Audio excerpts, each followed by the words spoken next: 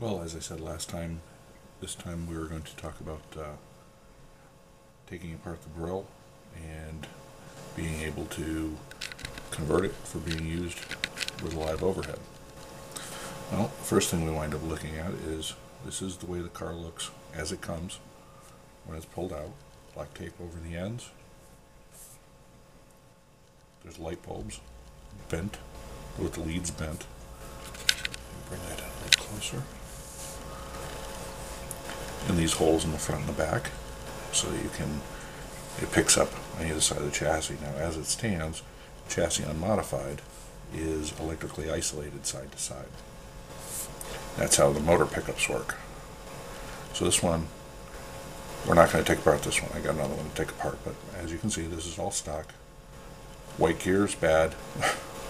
These tend to have a split in them. But let's take them one apart and see what we got.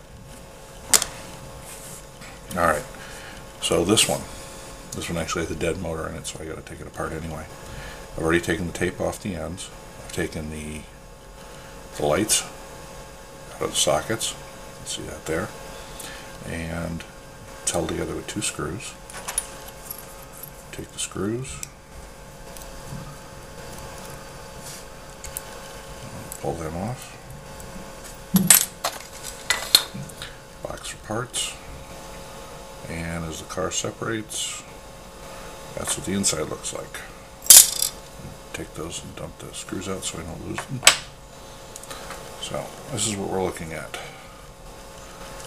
The motor sitting in the cavity. The wheels with the gear towers. These are the same power trucks that are used on the PCC. And set these aside. They just pop out. There's the motor. Now, what we have here is, these are the electrical spacers. There should be 2 of those, one on either end. These are also the pieces that use to set the screw into. And they also have a square on the back side. Oops, square on the back side, so that they can be used to lock themselves in. Get the other one out. Right, now we're all set, and the motor just lifts out. Now, after we get those done, the motor is the piece that is the most interesting in this, because it is designed to pick up electricity off of those 2 pins right there. This is where these 2 pins on either side are where the electrical pickups happen. They happen when this is placed back into the chassis. This piece winds up hitting this raised section. Again, I don't know whether you can see it. Trying to get the light. There we go. This raised section in there that is used to pick up the electricity off either side of the motor. We can look at this with. And there it is. Actually see it quite well. It's this raised section right in here. So when we go through and do the work on these, that's the piece that needs to be milled down, with this piece being either taken off or gone in this way to shave it out. Get one more shot like that. Alright, so the way I've done this in the past is that I've gone through and used a milling bit and a Dremel tool and gone through and reamed, actually cut this whole piece out. And I can actually show you what that looks like completed. So this is a car that we didn't see, there we go, that we didn't see last time. And this one is my ice car. Again, going with the same theme we did before. This car is actually made up of sides off of a reefer. So we open this one up.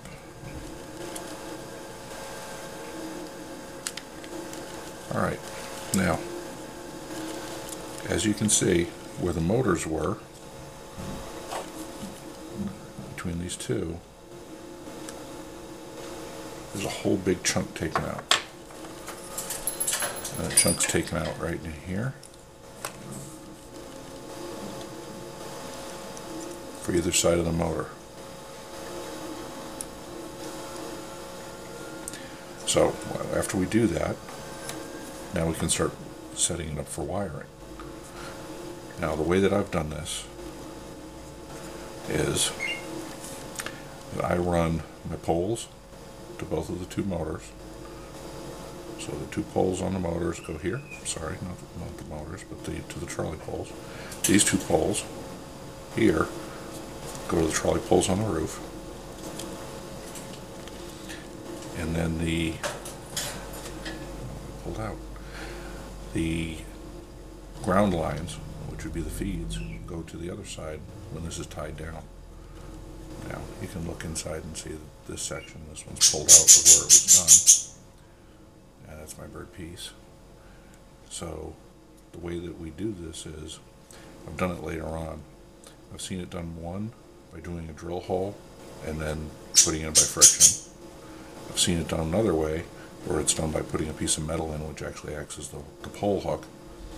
The way I've come to figure it out is I put a little blob on here, sandwiched between the two sides of the frame, and that also ties the sides of the frame together to be electrically all in one piece. That facilitates the 8-wheel drive on the other side. So that's really all that there is to this. The lights are now taken out. They can be replaced by using LEDs. You still have a little room in the top to be able to put extra wiring in here so that you can set an LED in there and use that for light out the front. But in terms of setting this up for overhead use, it was a lot easier than I thought it was. It was much more daunting thinking about it than it was actually doing it. So that, and then it slides back together. And then this card's in a bunch of my other videos that when I was doing testing on my layout. This car actually runs really well.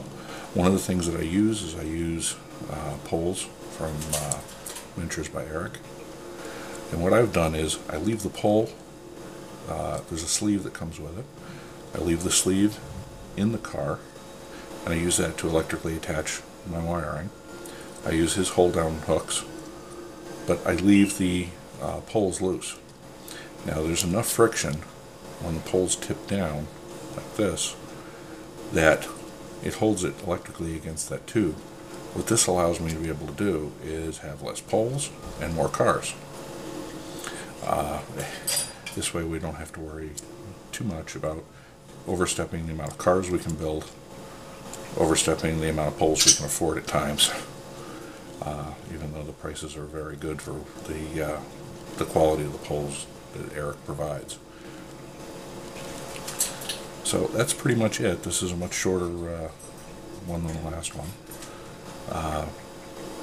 And I really want to appreciate and say thank you to everyone who's given me support on continuing with these. And I think next time what we're going to look at is doing some more conversion work, except this time we're going to be using the old school 80-foot Bachmann passenger cars to create interurbans.